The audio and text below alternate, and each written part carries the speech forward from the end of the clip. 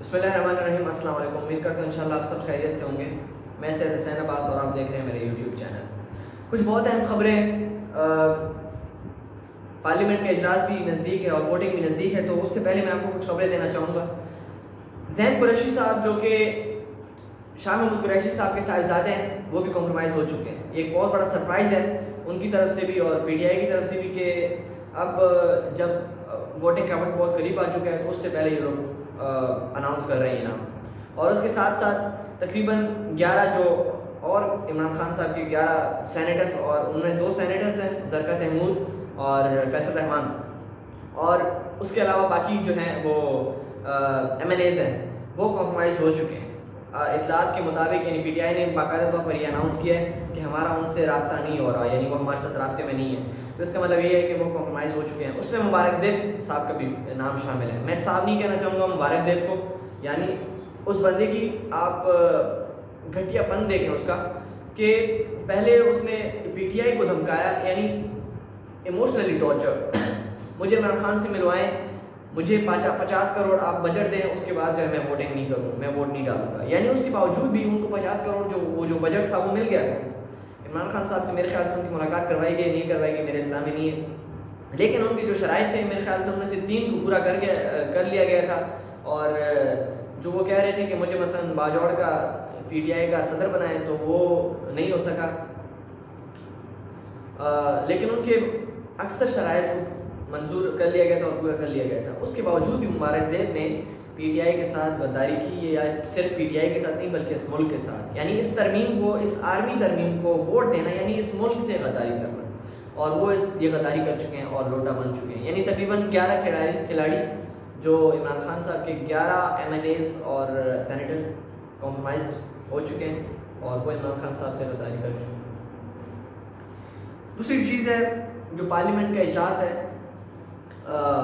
وہ بھی انشاءاللہ ابھی 6 بجے ہوگا, تو ووٹنگ ہوتی ہے, دیکھتے ہیں کیا ہوتا ہے. مولانا صاحب کا جو کردار ہے اس میں, اس پورے اس حوالے سے اگر ہم دیکھیں تو آئینی ترمیم میں کا نہ ہونا یا ہونا, یا اس کے جو مسودہ ہے اس کا تبدیل ہونا, تو اس میں مولانا صاحب کو بڑا کردار ہے. یعنی بہت ساری چیزوں کو مولانا صاحب نے اسکیپ کروایا ہے.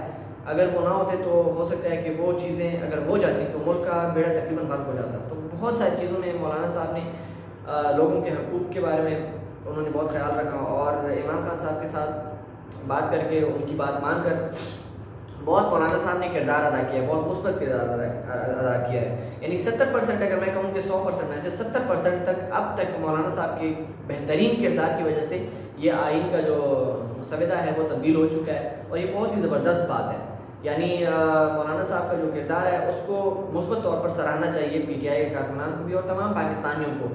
یعنی اس ترمیم کے خلاف اگر کسی نے ووٹ دیا ہے تو وہ پاکستان کے تمام پیٹریوٹس کو اور ملک سے اور وطن سے محبت کرنے والوں کو اسے سراہنا چاہیے.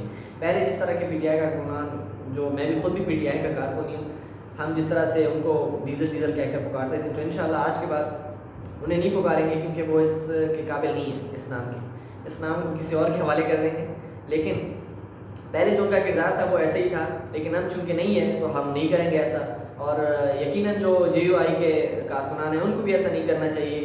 پی ٹی آئی کے ساتھ اگر ان کی آپس میں اتحاد ہو چکا ہے, اس ملک کی ترقی کے لیے اگر وہ یکساں ہو چکے ہیں, تو میرے خیال سے ہمیں بھی ایک ہونا چاہیے, اتحاد کرنا چاہیے, اور اس ملک کی ترقی کے لیے بھاگ دوڑ اور سوچ سمجھ اور فکر کرنی چاہیے, غور و فکر کرنی چاہیے. پھر جو ہے اگر ہم زین قریشی صاحب کی جو گرفتاری ہے اس کے بارے میں تھوڑی سی میں بات کرتا ہوں. زین قریشی صاحب کی جو غداری ہے عمران خان صاحب کے ساتھ, اس کے بارے میں تھوڑی سی بات کرتا ہوں. کچھ سوالات ہیں جو کسی نے اٹھائے ہیں, صدیق جان نے اٹھائے ہیں کچھ سوالات, اور اس کے علاوہ کچھ اور بھی جو صحافی انہوں نے اٹھائے ہیں سوالات. اس میں سے ایک سوال یہ ہے کہ دیکھیں, پہلی بات تو یہ کہ اگر زین قریشی صاحب گرفتار تھے, یعنی ایک پہلے سوال یہ ہے کہ اگر زین قریشی صاحب کی جو بیوی ہے وہ جب ان کو جب گرفتار کر لیا گیا تھا تو کچھ گھنٹے بعد یا کچھ ٹائم بعد وہ گھر واپس آئیں اور ان کو رہا کر دیا گیا, وہ گھر واپس لایا گیا. جب وہ گھر واپس آئیں تو عام طور پر یہ ہوتا ہے کہ جب کوئی اسٹیبلشمنٹ اینٹی اسٹیبلشمنٹ ہوتا ہے تو اس کے جتنے بھی اس سے ریلیونٹ جتنے بھی لوگ ہوتے ہیں ان کے نام ای سی ایل میں ڈال دیتے ہیں, اور بس اس سے لگ بھگ 1-2 مہینے تک یا 1 سال تک بھی کبھی کبھی, یا پھر ہو سکتا ہے کہ ای سی ایل تک تب تک نہ اس کے نام نہ ہٹائے جائیں ان کے, جب تک کہ ان کی حکومت ہو. ان کے نام ECM میں ڈال دیتے ہیں اور ملک سے باہر نہیں جانے دیتے. لیکن جب زین قریشی صاحب کی اہلیہ واپس آئیں کچھ ہی گھنٹوں بعد ان کی فلائٹ تھی اور وہ باہر چلی گئی. تو اس سے کیا ظاہر ہوتا ہے کہ زین قریشی صاحب پہلے سے کمپرومائز تھے, پہلے سے وہ کمپرومائز تھے, لیکن ہمیں نہیں بتایا گیا, لیکن PTI کے کارکنان کو نہیں بتایا گیا, لوگوں کو نہیں پتہ چلا. یقیناً PTI کے جو قیادت ہے اس کو پتہ ہوگا, لیکن کارکنان کو نہیں بتایا گیا. مہربان قریشی صاحب کی تھوڑی سی غلطی ہو سکتی ہے, ان کو ہمیں پہلے بتا دینا چاہیے تھا, یعنی انہوں نے نہیں بتایا کہ ان کا ایک فالٹ ہے. تو یہ ہے جی معلومات اور صورتحال, انشاءاللہ آپ کو آگاہ کرتے رہیں گے. دعا کیجیے گا 6 بجے جو ہے پارلیمنٹ کا اجلاس ہے, اس میں ووٹنگ ہوگی. تو اگر دعا یہ کیجیے گا کہ ان 11 کھلاڑیوں میں سے کسی نہ کسی کی غیرت جاگ جائے اور وہ آن دا فلور عمران خان صاحب کی حق میں ووٹ دیں, اور مطلب اس آئینی ترمیم کے حق میں ووٹ نہ دیں اور وہ انکار کر دیں. ہو سکتا ہے کسی کی غیرت جاگ جائے, یعنی اگر کسی کو مجبور کر لیا گیا ہے تو اس کی غیرت کو یقیناً جاگنا چاہیے ادھر. تو یہ ساری صورتحال, آج تک کے لیے اتنا ہی. اپنا خیال رکھیے گا اور اپنے اس چینل کا بھی. اللہ حافظ.